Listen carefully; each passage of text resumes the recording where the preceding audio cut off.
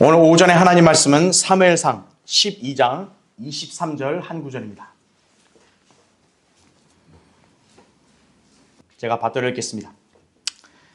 또 나로서는 결탄코 너희를 위하여 기도하기를 그침으로써 주께 대하여 죄를 범하지 아니하며 내가 선하고 의로운 길을 너희에게 가르치리니 말씀하고 있는 거죠.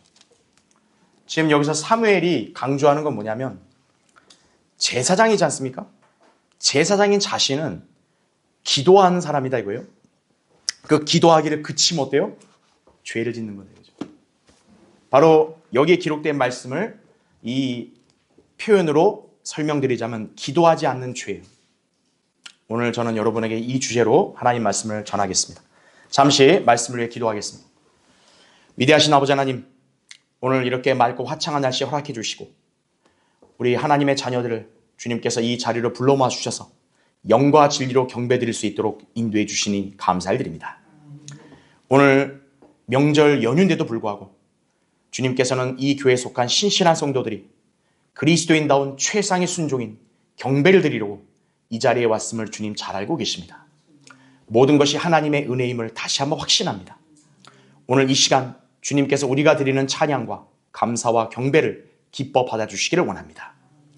특히나 지금 전국에 우리 성경대를 믿는 지체들 이렇게 사정상 또 이제 부모님과 또 그 외 친척들을 뵈러 이렇게 명절 이동 중에 있는데 주님께서 또 그들의 여정을 안전하게 지켜주시고 또 어디에 있든지 항상 그리스도인다운 간증과 향기를 늘 드러낼 수 있도록 도와주시기를 원합니다.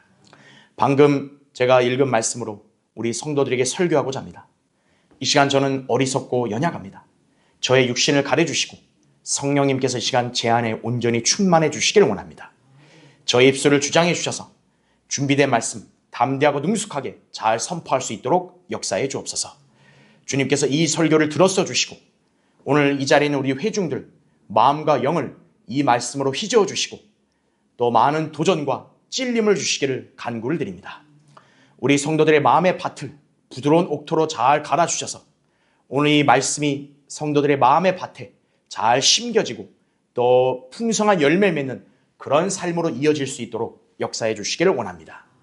또 성도들의 지각을 열어주시고 지혜를 주셔서 설교를 잘 이해하고 진리의 지식을 잘 깨닫는 또 귀한 시간 될 수 있도록 인도해 주십시오.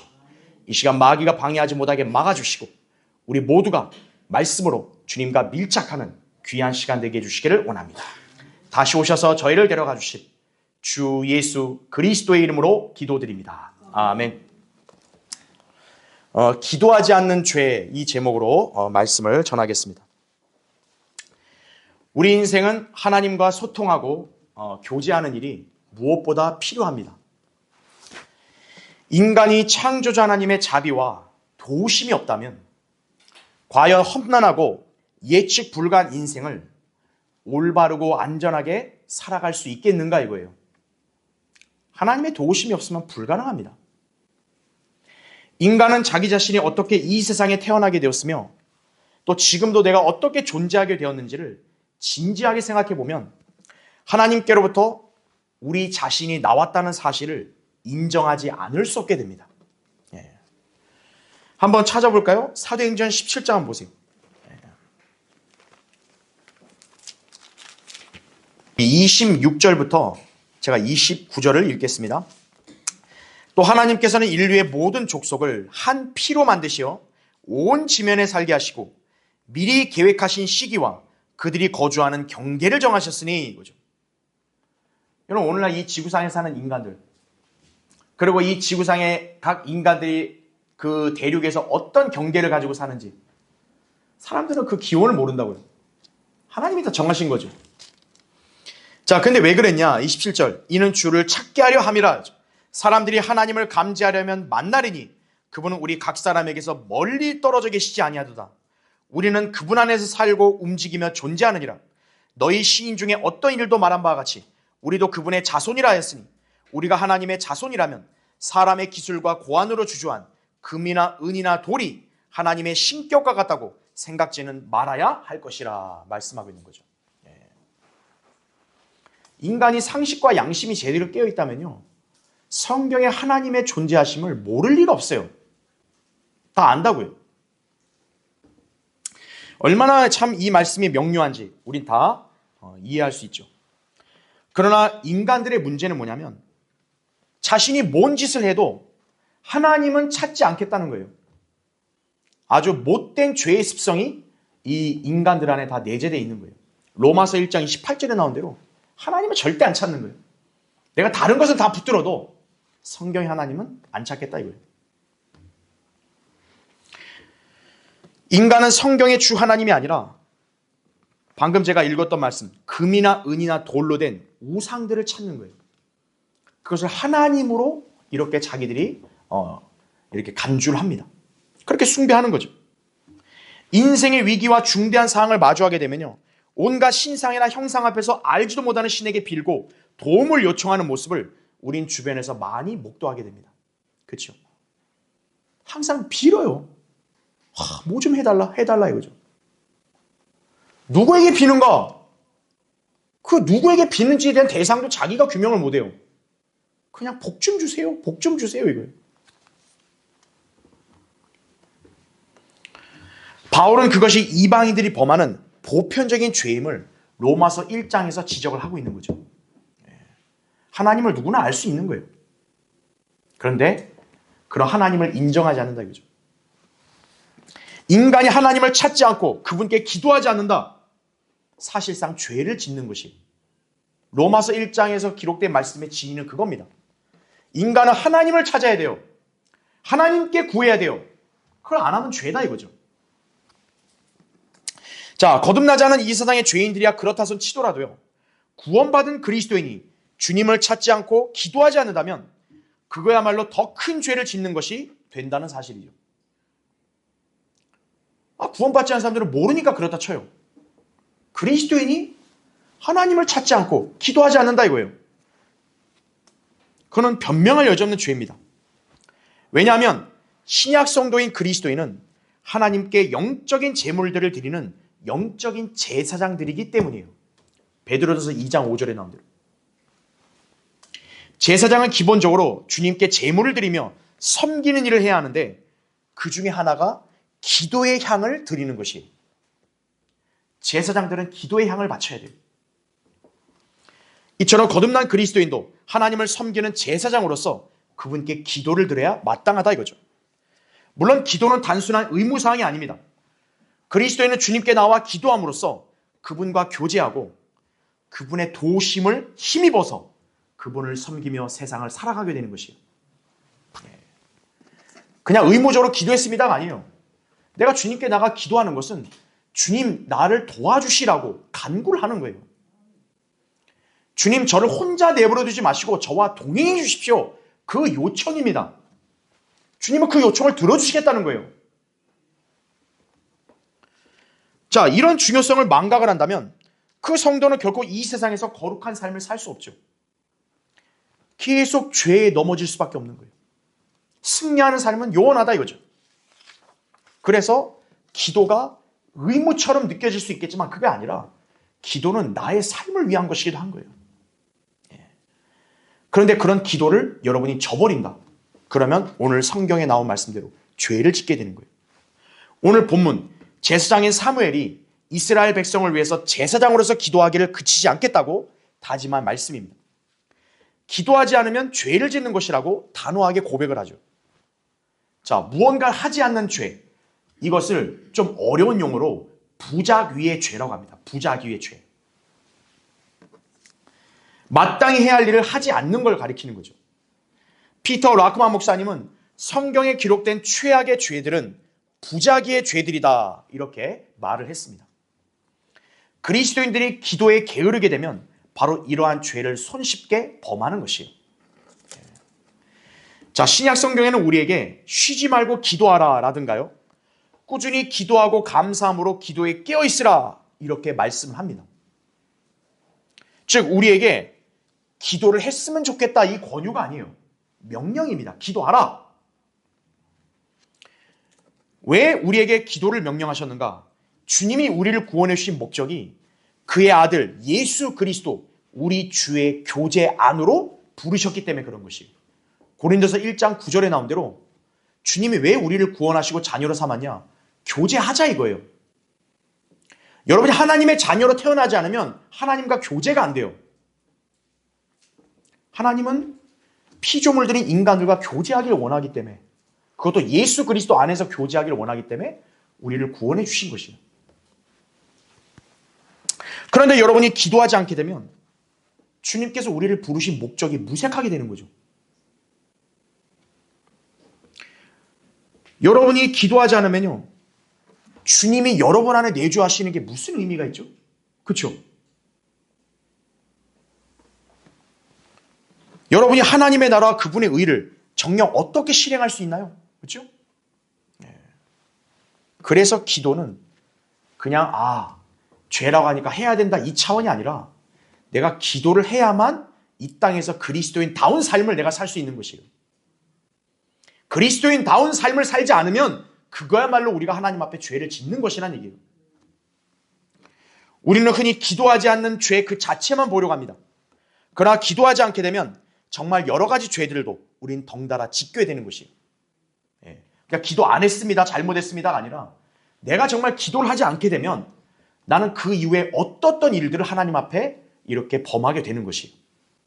오늘 저는 여러분에게 이 사실을 이렇게 알려드리고, 오늘 우리가 이 설교를 통해서 우리 개개인과 주님과의 인격적인 교제를 통한 기도 생활, 얼마나 중요한지를 우리가 다시 한번 새삼 깨닫는 계기가 되길 바랍니다. 자, 그래서 오늘 설교의 주제는 기도하지 않는 죄는 무엇을 뜻하는가 이거예요. 여기 성경에는 너무나 약간 좀 함축적이고 그냥 명료하게만 말했죠. 기도하지 않는 죄. 자, 그게 무엇을 뜻하는지 저는 5가지로 여러분에게 나누어서 설명을 드리겠습니다. 첫 번째, 하나님의 말씀을 멸시한다는 뜻이에요. 기도하지 않는 죄는. 여러분은 성경 곳곳을 보면 기도하는 문구나 표현을 볼 수 있을 것입니다. 여러분 시편 자체만 보세요. 여러분은 시편을 그냥 찬양의 시라고만 간주하죠. 근데 그 시의 내용을 면면히 보면요, 사실 그 화자의 기도예요. 사실은 그게. 그렇죠? 주여 나를 도와주소서. 그렇죠? 그러니까 시편 자체는 어떻게 보면 그 성도의 염원을 하나님께 표현하는 거예요. 성도가 하나님을 찬양만 하는 것이 아닙니다. 실제로 하나님께 자신의 마음을 토로하며 기도해야 한다는 점을 우린 엿볼 수가 있는 것이에요. 시편을 통해서. 그 이유인즉 뭡니까? 우린 주님께 기도하지 않고서는 인생의 공경, 난관, 헤쳐나갈 수가 없기 때문에 그런 것이에요. 인생에 공경이 없다. 기도할 이유가 없죠. 술술 잘 풀려나가는데 뭘 하나님이 필요하겠어요, 인간이. 그래, 인생의 현실은 그렇지가 않다고요. 그래서 주님은 우리에게 이런 약속을 시편에서 제시한 거예요. 시편 50편 15절에 고난의 날에 나를 부르라. 내가 너를 구해낼 것이요. 너는 나를 영화롭게 하리라 말씀하는 거예요. 찬양의 시라고만 알렸던 시편이 어떤 말씀이 있는 거예요? 나를 부르라, 기도하라 이거예요. 그러나 성도들은 정작 인생의 위기나 시련 가운데서 기도하기를 주저할 때가 빈번합니다. 또한 현재 인생이 평탄하거나 별 문제 없다는 식으로 생각이 되면요, 기도를 소홀히 할 때도 적지 않은 거예요. 원인은 무엇일까요? 기도 응답과 또 기도를 이루어 주시는 하나님의 능력을 아직 실감하지 못한 거예요. 기도의 본들, 굳이 해결될 기미가 보이는 것 같지 않다고 생각이 되는 거죠. 기도했으면 딱 그냥 해결되면 하겠는데 그게 아닌 것 같거든요. 그러니까 오늘도 기도해본들, 어제도 해서도 오늘도 안 되는데 오늘 해본들, 그렇게 자기가 체념해버리는 거죠. 또 어떤 유형이 있냐? 기도 안 해도 내 인생을 지금 만족스럽게 살고 있는데 내가 꼭 기도를 해야 되나? 의욕이 안 생기는 거죠. 이 두 유형이에요, 사실은. 자, 그러면 질문해 보죠. 그럼 기도 안 해도 되는 건가요, 정말? 하나님의 자비하심과 은혜가 그분을 열심히 찾지도 않는 성도에게 언제까지 베풀어진다고 여러분 생각하세요? 기도응답의 기준이 우리 자신의 생각과 판단과 기분에 따라 이루어져야 됩니까? 하나님이 우리 생각대로 움직여줘야 돼요? 하나님, 내일 해주세요. 그럼 하나님이 내일 꼭 해줘야 돼요? 아니죠. 그렇죠? 그리스도인이라면 인생을 살 때 하나님이 없어도 된다고 말할 수 있나요? 여러분 개개인에게 물어보겠습니다. 여러분은 하나님 없어도 괜찮나요? 정말요? 나 직업 있고 가정 평탄하고 나 거주하는데 문제 없고 괜찮은데요? 그러면 묻죠. 그러면 하나님이 없어도 됩니까? 오히려 그리스도인은 믿음으로 말미암아 살아야 한다라고 로마서 1장 17절, 갈라디아 3장 11절에 말씀하고 있죠. 믿음이라는 게 뭡니까? 바라는 것들에 대한 실상이요, 보이지 않는 것들에 대한 증거로서 그분이 존재하시는 것과 그분이 자기를 열심히 찾는 자들에게 보상하는 분이심을 마땅히 믿는 것이에요. 히브리서 11장 1절과 6절에 나온 대로. 열심히 찾는 방식이 무엇입니까? 바로 기도예요. 여러분은 하나님께서 불가능하신 것이 없으신 분임을 믿으십니까? 그렇다면 그분께서 우리의 기도를 들어주신다는 약속도 절대적인 진리임을 믿어야 하는 거예요. 내 눈앞에 확 안 드러나는데요. 아닙니다. 기도를 듣고 있다는 걸 믿어야 된다는 얘기예요. 그렇게 보면 우리의 기도는 뭐냐? 일종의 백지수표와 같은 거예요. 백지수표. 여러분 백지수표는 뭡니까? 거기다 여러분 원하는 걸 다 적으면 그대로 되는 거예요. 기도에는 어떤 제약도 성취 한계도 없습니다. 주님이 여러분에게 그와 같은 약속을 주셨음을 알아야 되는 거예요. 그래서 기도하지 않으면 죄라니까 내가 어쩔 수 없이 기도합니다. 이게 아닙니다. 하나님의 말씀을 내가 존중하는 성도로서 그 말씀에 기록된 기도응답의 약속을 나는 믿는다 이거예요. 그러니까 기도합니다. 이것이 올바른 자세예요. 기도에는 어떤 제약도 성취한 게 없죠. 그런데 그리스도인이 기도를 등한시한다. 기도를 나는 아예 할 생각도 없다. 그건 정상이 아니죠. 예수님께서는 우리에게 항상 기도하고 낙심하지 말아야 할 것을 가르치셨습니다. 누가복음 18장 1절에 정확히 나오죠. 비유로 가르치신 거예요. 그 비유가 뭐였냐면 원한을 갚아달라며 불의한 재판관을 귀찮게 했던 과부의 이야기였어요. 누가복음 18장 2절부터 8절에 나오죠. 그런가 하면 끈질긴 기도의 중요성도 가르치셨습니다. 그것도 어떤 비유를 들었냐? 한밤중에 찾아온 친구예요. 한밤중에 누군가 찾아오는 건 결례인데 찾아와서 나 빵 좀 달라고 우리 가족 먹을 거.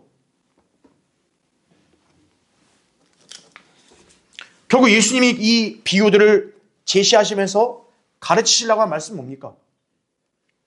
필요한 거다 이거예요. 중요한 거다 이거예요. 그러면 끈질기게 기도하라는 거죠.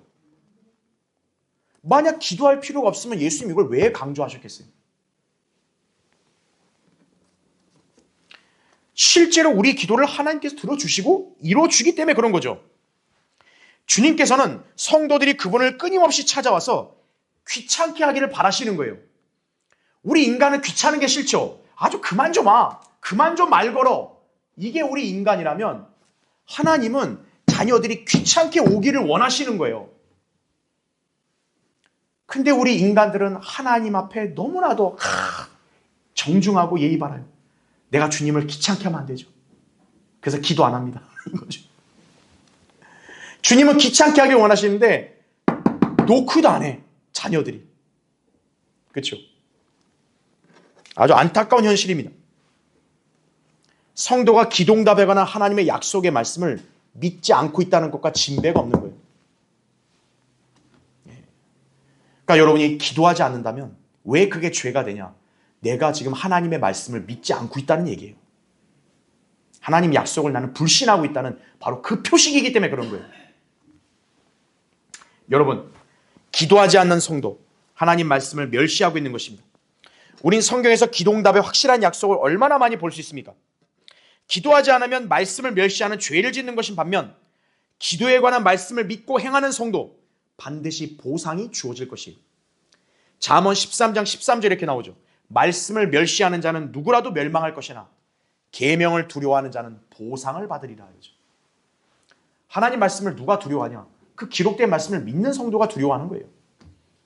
기도응답에 관한 말씀을 마찬가지다 이거죠. 여러분이 그것을 믿고 행하면 보상을 받는 것이라는 얘기죠.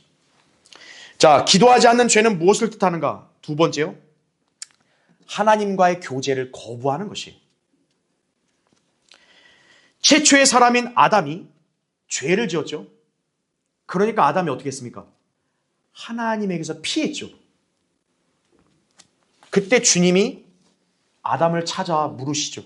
아담아, 너 어디 있냐? 주님은 인간들에게 찾아오시는 거예요. 여러분의 이름을 부르시며 찾아온다 이거죠. 아마무개야, 너 어디 있냐? 하나님은 아담과 교제하고 싶으셨어요. 하지만 아담은 그런 하나님과 교제하기를 꺼려했습니다. 왜냐? 죄 때문에. 죄가 가로막은 거죠. 아담의 본성을 따라 이후에 모든 인간들 다 영이 죽은 채로 태어나게 됩니다. 에베소 2장 1절에 나오죠. 하나님을 인식하고 그분과 교제하려면 육으로는 불가능해요. 영으로만이 가능합니다. 근데 인간의 영이 죽었잖아요. 그러니까 하나님께서 그런 인간들과 교제하지를 못하시는 거예요. 이 때문에 예수 그리스도께서 이 땅에 오셔서 인류의 죄들을 구속하신 것입니다. 인간이 죄로 인해서 영이 죽었으니까 하나님과 교제가 안 되는 거예요.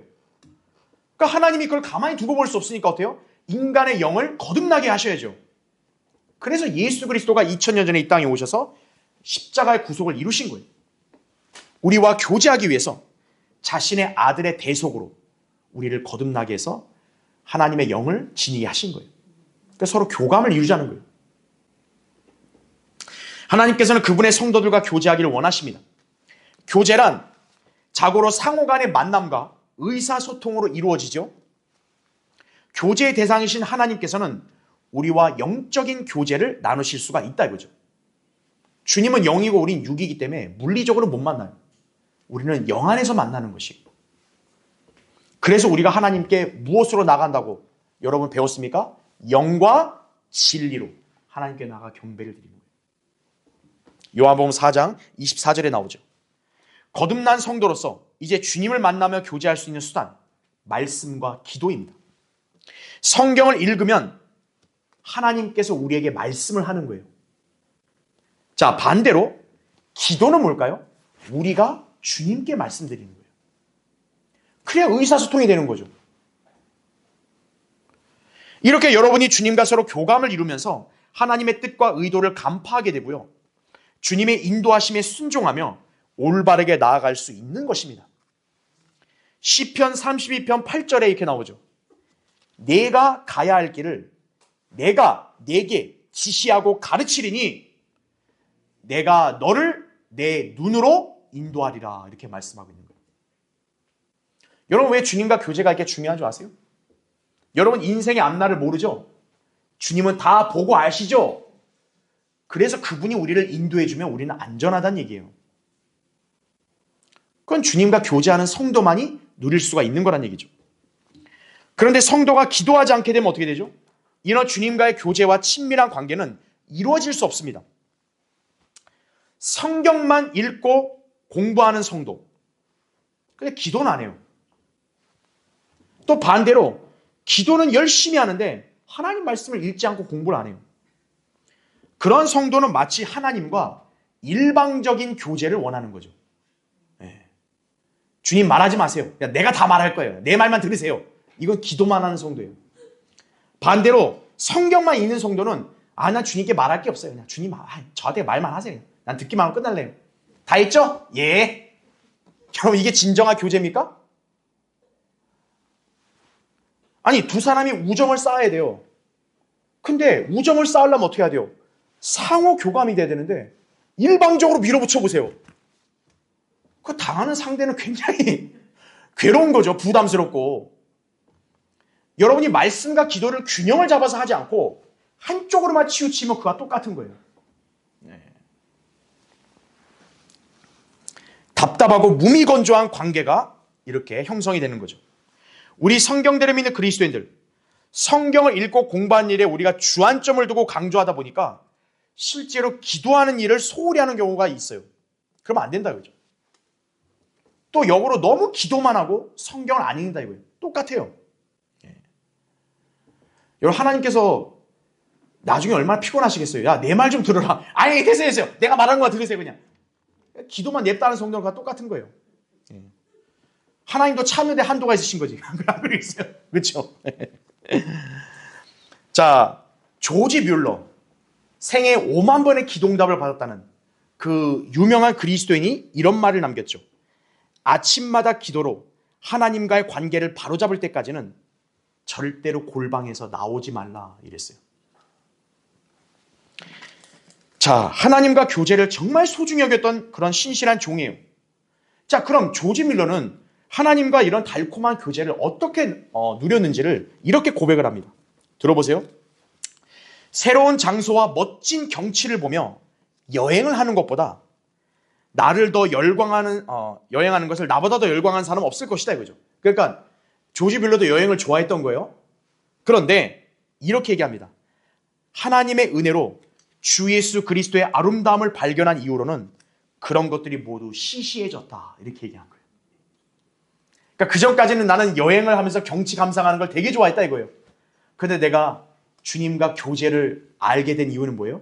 그게 더 시시해졌다는 거죠.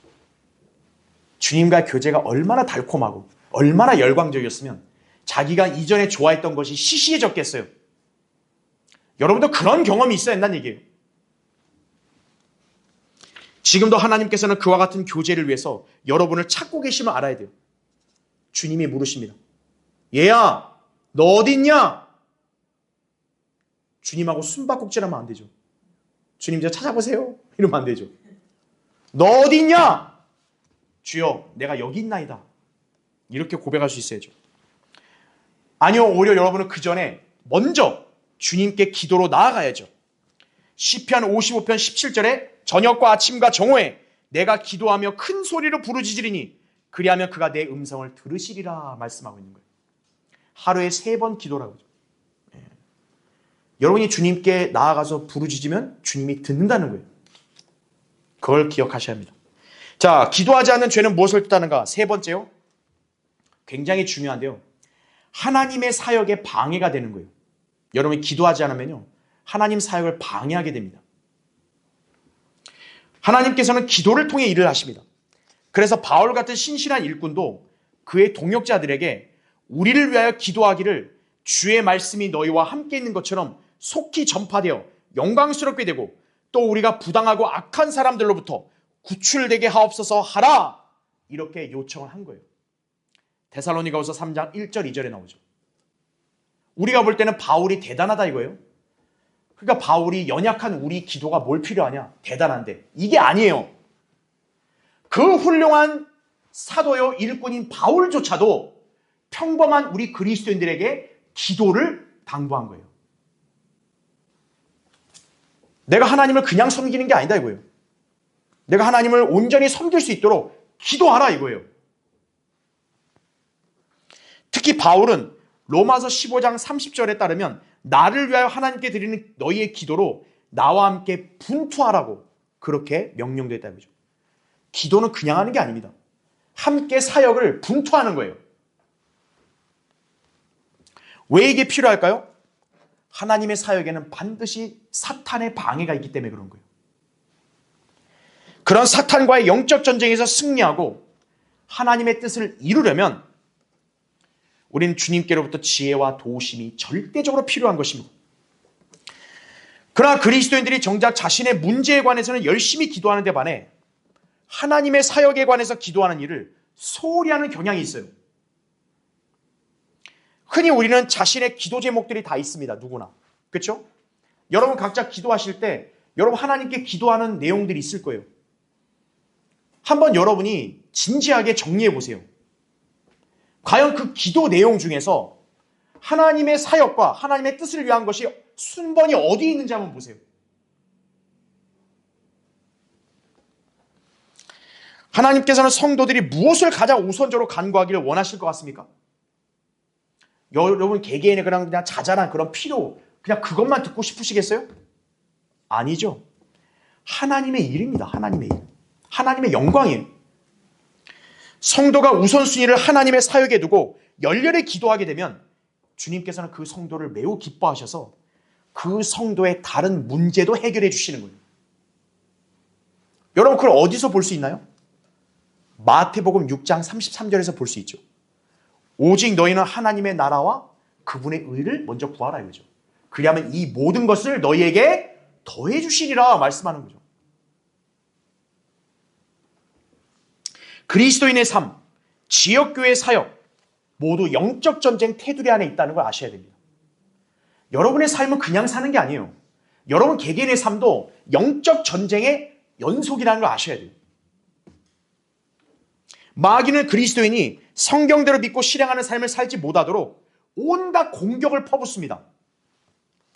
그 공격이 여러분의 신체나 정신 건강뿐만 아니라 여러분의 가정이나 여러분의 직업을 공격할 수도 있는 거예요. 재산도 공격할 수 있는 거예요. 또한 성경대로 믿는 지역교회가 복음을 전해서 사람들을 구령을 하죠. 그럼 마귀 입장에서 뭡니까? 자기 사람 뺏기는 거예요. 여러분 마귀가 그걸 가만 보고 있겠습니까? 게다가 지역교회에서 성도들이 잘 양육받아 성장하면 어떻게 돼요? 마귀한테는 위협이 되는 존재가 되겠죠. 그걸 가만히 눈 뜨고 보겠어요, 마귀가? 그래서 마귀가 어떻게 하냐? 방해를 하는 거예요. 데살로니가전서 2장 18절에도 바울이 이렇게 고백을 해요. 사탄이 우리를 방해하노라. 사탄이. 복음을 전파할 계획을 세우고 하려 했더니 사탄이 방해하노라 이거예요. 구원받고 믿음 생활에 온 성도들을 잘 양육해서 성장시키려 했더니 사탄이 방해했더라 이거죠.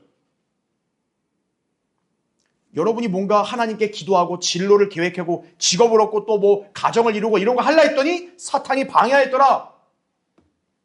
사탄의 방해는 곳곳마다 벌어질 수 있다는 걸 여러분이 항상 유념하셔야 돼요.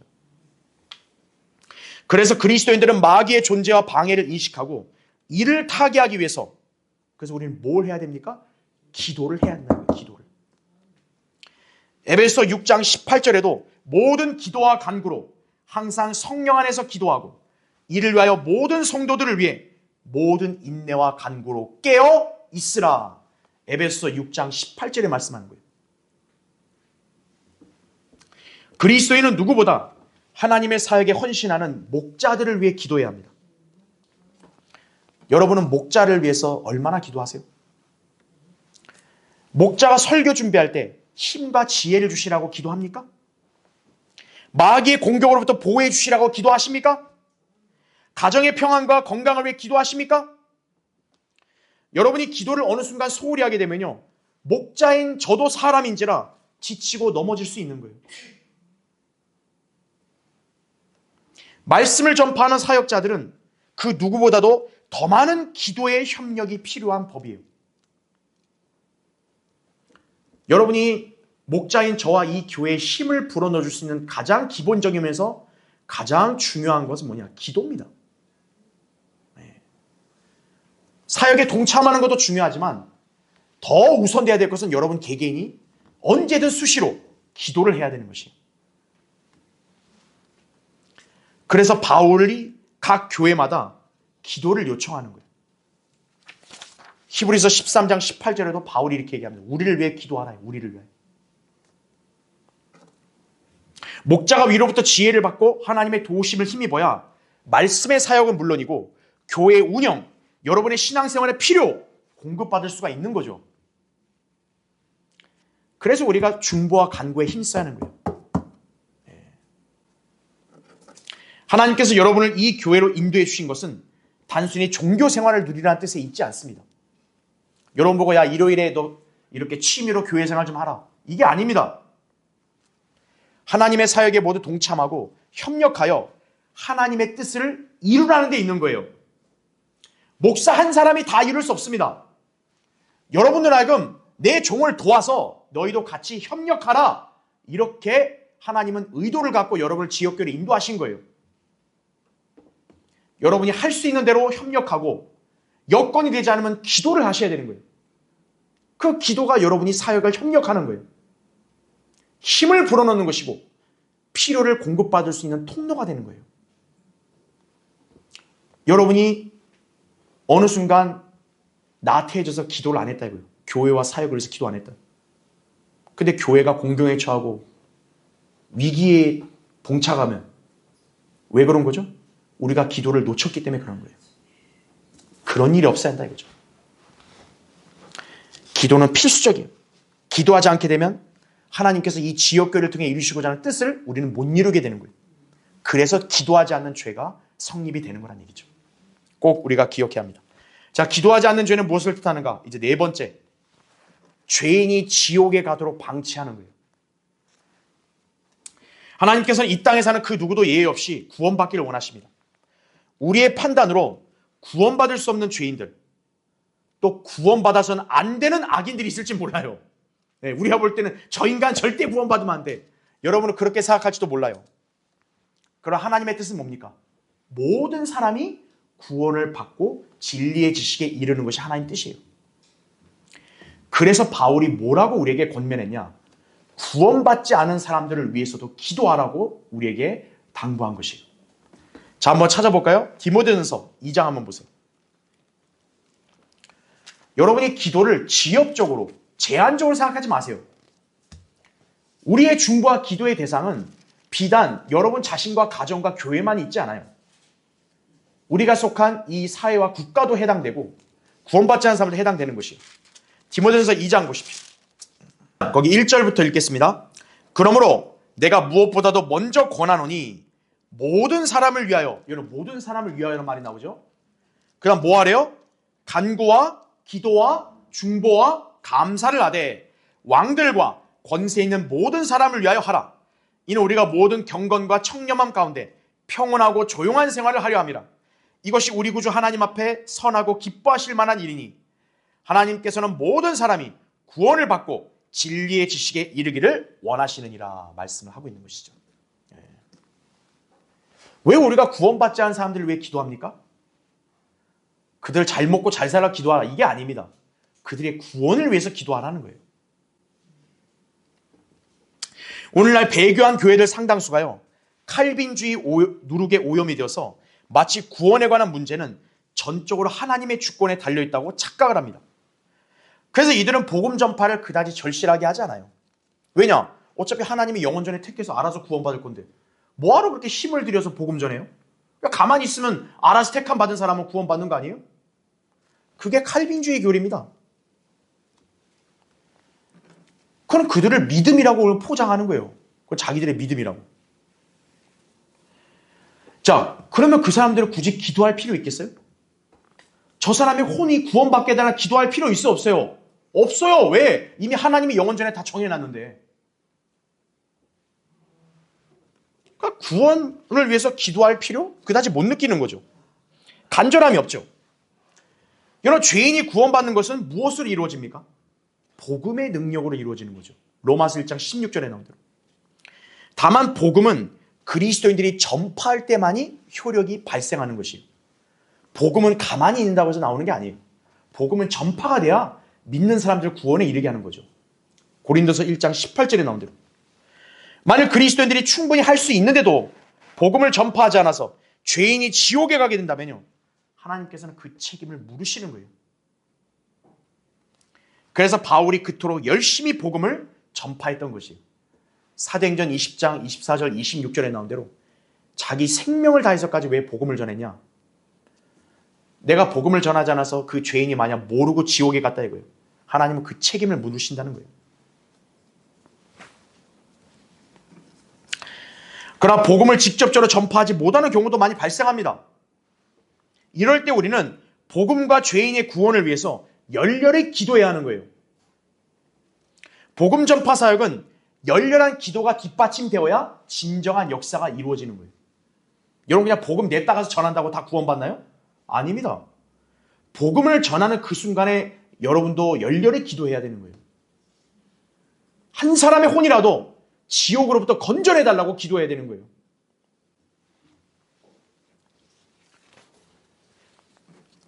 불못에서 영원히 고통받을 죄인에 대한 강한 연민, 뜨거운 뜨거운 기도가 수반되어야 열매가 있는 거예요.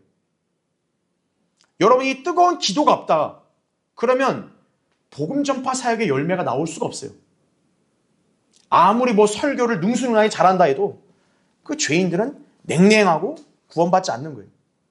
그러나 여러분이 열렬히 기도하죠. 복음 전파가 허술해도 하나님이 그 죄인을 구원에 이르게 하시는 거예요. 많은 죄인들이 지옥에 가는 이유 중 하나, 그들을 위해 눈물로 기도하는 성도들이 부족하기 때문입니다. 많은 영적 거장들의 심장에 불을 지폈던 데이비드 브레이너드 이 선교사는 혼들을 향한 뜨거운 열정 속에서 이렇게 간구했어요. 들어보세요. 내가 여기 있사오니 나를 보내소서. 나를 세상 끝으로 보내소서. 거친 땅 광야에 사는 사나운 이교도들에게 보내소서. 여기 이교도들이라면 인디언들이에요. 세상의 모든 안락을 버리게 하소서. 주님을 섬기는 일이고 하나님의 나라를 위한 일이라면 죽음도 두렵지 않습니다. 이러한 기도를 한 사람이에요.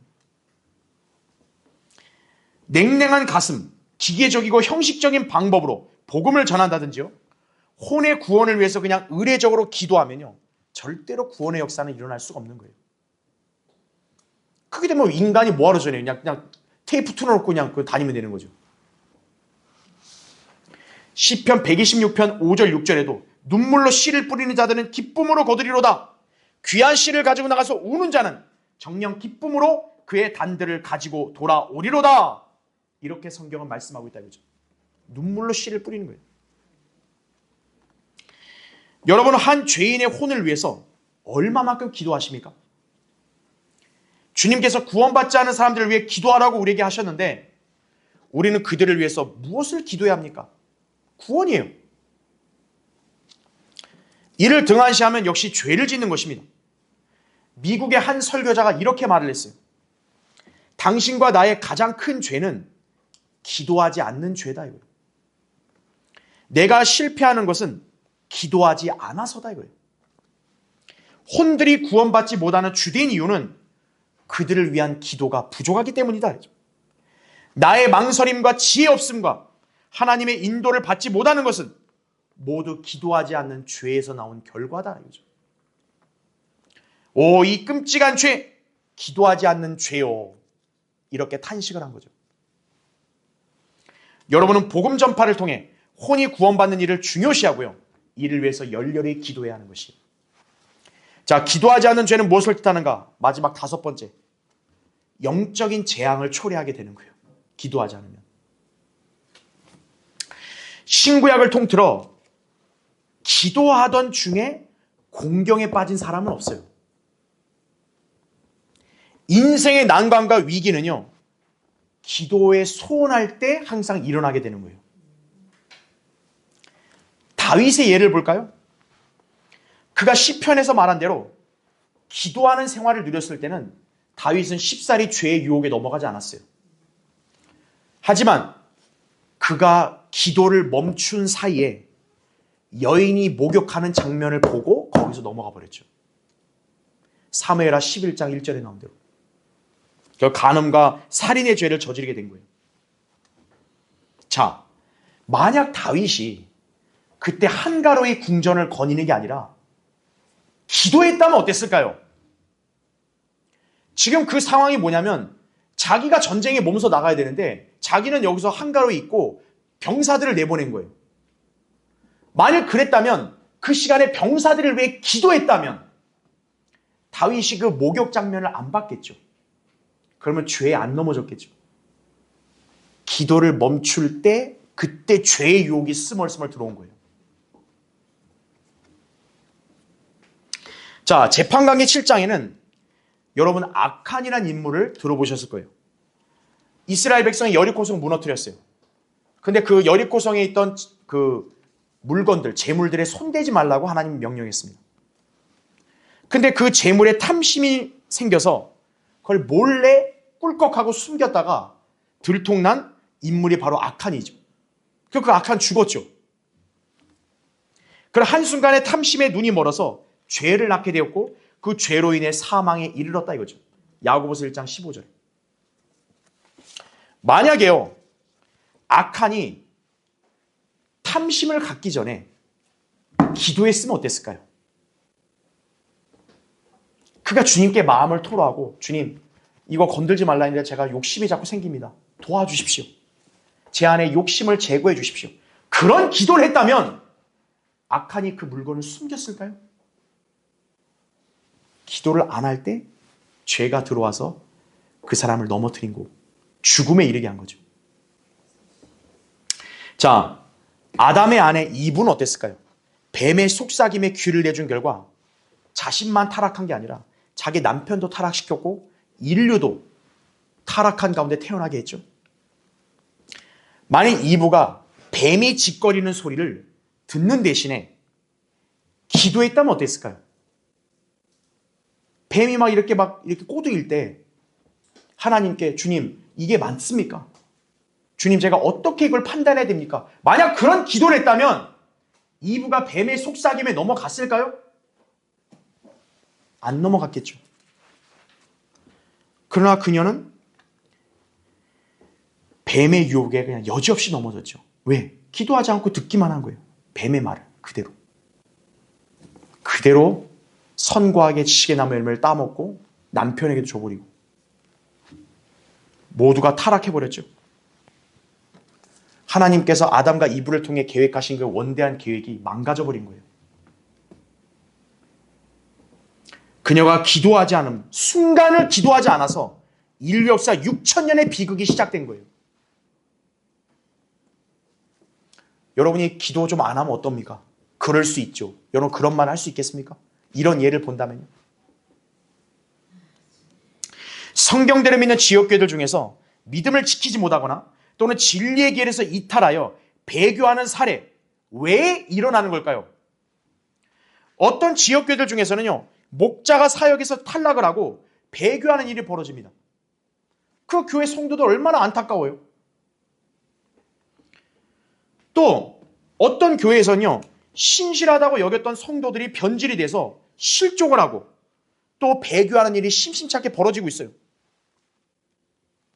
그런가 하면 지역교회가 사역을 열심히 수행해야 되는데 그 안에서 온갖 발목 잡는 일들이 벌어지기도 합니다. 사역에 대한 불평, 성도 간의 관계에서 오해와 불신, 다툼, 또 성도 개개인의 가정에서 일어나는 갈등과 불화, 이런 것도 일어납니다. 참으로 이런 안타까운 일들이 일어나는 근본적인 원인이 어디 있을까요? 자잘한 이유 말고요. 근본적 원인. 기도하지 않은 거예요. 자신이 시험에 들게 된 그 순간에 기도했다면 넘어지지 않아요. 여러분도 마찬가지입니다. 여러분도 언젠가 시험이 계속 와요. 여러분 안에는. 그때 여러분 기도하면 안 넘어져요. 그때 기도 안 하면 넘어지는 거예요. 자기 자신과 또 서로를 위해서 지속적으로 기도를 했다면요, 교회의 결속력과 단결력이 약화될 리가 있겠어요? 기도를 멈추는 순간 예기치 않은 불행과 위기, 재앙은 그 틈을 놓치지 않고 발생하게 된다는 점을 알아야 되는 것이에요. 빌립보서 4장을 여러분 얼마나 많이 읽어보셨는지 모르겠지만요, 바울이 빌립보 교회 안에 있는 유오디아와 순두케 성도들의 보이지 않는 갈등을 언급을 하고 있어요. 4장 1절부터 3절을 보면 유오디아, 순두케 이 자매들이 서로 뭔가 오해가 생기고 싸운 거예요. 그래서 바울은 그들 모두에게 주 안에서 같은 생각을 가지라고 권면한 거예요. 둘 중에 누가 더 잘났다가 아니다 이거죠. 모두 생명체에 기록되어 있다 이거예요. 주 안에서 같은 생각을 가지라. 그러면서 그 뒤에 우리가 너무나 잘 아는 유명한 성경 구절이 등장하는 거예요. 바로 4장 6, 7절에 아무것도 염려하지 말고 다만 모든 일에 기도와 간구로 너희의 구하는 것들을 감사함으로 하나님께 알려지게 하라. 그리하면 모든 지각을 초월하시는 하나님의 평강이 그리스도 예수 안에서 너희의 마음과 생각을 지키시리라 하죠. 여러분 그냥 단순히 여러분 필요를 위한 약속만 알았죠? 그 문맥이 뭐냐? 성도들 간의 관계, 여러분 가정에서의 관계에서 뭔가 힘들고 괴롭고 어려운 일이 있을 때 바로 이 기도를 말씀하고 있는 거예요. 우린 종종 서로 맞지 않을 수 있습니다. 그러나 주님은 우리에게 서로를 위해 기도하라고 명령하고 있습니다. 기도하면 죄를 짓지 않는 거예요.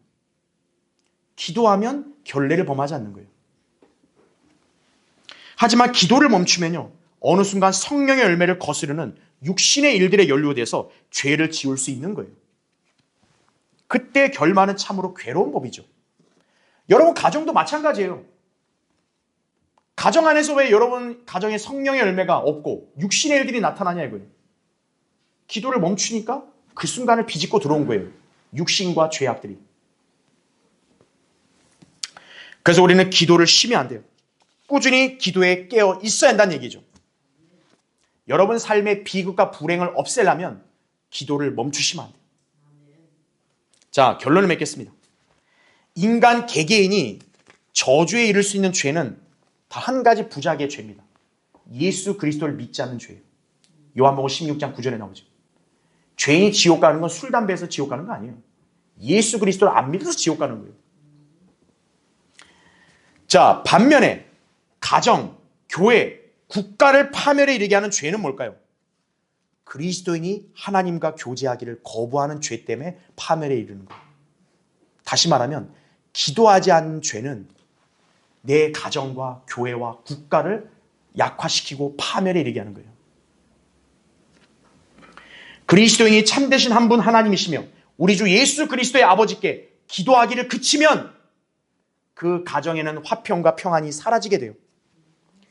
교회는 영적인 힘을 상실해서 무기력하고 침체돼요. 국가는 어떻게 될까요? 도산하고 흉포가 장악하게 되는 것이. 기도하지 않는 죄는 이런 엄청난 결과를 가져오는 거예요. 하나님의 자녀가 기도하지 않는 것, 사실 가장 큰 죄에 해당합니다. 왜죠? 기도를 그만두면 죄를 짓는 거예요. 로마서 12장 12절에는 우리에게 꾸준히 기도에 진력하라 그랬어요. 왜 우리 보고 꾸준히 기도에 진력하라 그랬을까요? 기도를 진력하지 않으면 여러분은 죄를 짓는 데 진력하기 때문에 그러는 거예요. 그리스도인의 섬김에서 일어나는 비극은 다 기도하지 않았기 때문에 거기서 결국 비롯되는 것이에요. 특히 우리가 가장 경계해야 될 사고방식이 뭔지 아십니까? 하나님이 모두 다 알아서 해줄 거라는 그런 사고방식이에요. 사실 그게 가장 위험한 사고방식이에요.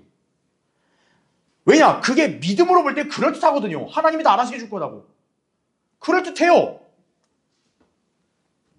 근데 하나님이 다 알아서 해줄 거라 하는 거하고 여러분이 하나님께 맡기는 거하고는 별개의 문제예요. 하나님을 믿는다고 하면서 정작 자신이 해야 할 일을 하지 않는 것, 그 직무유기입니다. 주님은 여러분에게 염려하지 말라 했을 때 내가 다 알아서 해줄 거니까 너는 아무것도 하지 말고 염려하지 마. 이게 아닙니다. 우리 보고 염려하지 말라는 것은 기도로 너희의 구하는 것들을 아뢰라 이거예요. 하나님께 맡기는 거하고 하나님이 알아서 해줄 겁니다. 이건 다른 거예요. 여러분은 기도도 하지 않고 아무것도 안 하고 하나님 알아서 다 해줘야죠. 그게 칼빈주의입니다. 그게 바로. 성도가 주님께 다 맡기는 건 그분께 기도하는 거예요. 기도하지 않고 하나님이 다 알아서 해주십시오. 그런 법은 없습니다. 자, 주님은 우리에게 먼저 이렇게 말씀하시죠. 나를 부르라. 그리하면 내가 내게 응답하겠고 내가 알지 못하는 크고 능력 있는 일들을 내게 보이리라. 주님이 먼저 뭐라 그래요? 나를 부르라 이거예요. 아, 주님은 다 할 수 있잖아요. 할 수 있어. 그 전에 뭐예요? 나를 부르라 이거예요. 먼저. 주님의 도우심과 능력을 힘입기 위해서는 그분께 기도하는 것이 선행돼야 돼요. 응답받고 이루어질 때까지 구하라는 것이 우리 주님의 명령입니다. 주님이 못하는 게 아니에요. 주님은 기다리는 거예요. 언제까지요? 우리가 믿음으로 끈질기게 구할 때까지 기다리는 거예요. 명령을 어기는 것은 그리스도인으로 죄를 짓는 것이에요. 오늘 이 시간에 여러분은 기도하지 않는 죄의 본질을 정확하게 알고 오늘 여러분은 내가 왜 기도를 해야 되는가? 내가 기도를 함으로써 나의 삶은 얼마나 유익하고 풍성한 삶이 될 것인가. 오늘 여러분은 이 점을 잘 마음에 새기시기 바랍니다. 자, 기도하겠습니다. 위대하신 아버지 하나님, 오늘도 부족한 종을 들어주셔서 하나님 말씀을 전하게 해주시니 감사드립니다. 기도는 우리가 중요하다는 건 다 동의하고 다 이해하고 실감합니다만 정작 우리는 기도하지 않을 때가 종종 있을 때가 있습니다. 그것을 대수롭지 않게 넘길 때도 있었습니다. 그러나 성경은 우리에게 단호하게 기도하지 않는 것은 죄라는 사실을 말씀하셨는데 왜 그걸 죄라고 했는지를 오늘 우리는 성경을 통해 많이 배웠습니다. 우리 성도들이 오늘 말씀을 마음에 잘 새겨서 내가 왜 쉬지 말고 기도하는 명령에 순종해야 되는지를 그 본질을 알고 우리 모두가 꾸준하게 기도에 진력함으로써 항상 거룩하고 승리하는 삶을 영위하고 주님께로부터 은혜 가운데 풍성한 삶을 우리 모두가 누리는 계기가 될 수 있도록 인도해 주십시오. 이 초청 시간 주님 영광을 위해 사용해 주십시오. 주 예수 그리스도 이름으로 기도드립니다. 아멘.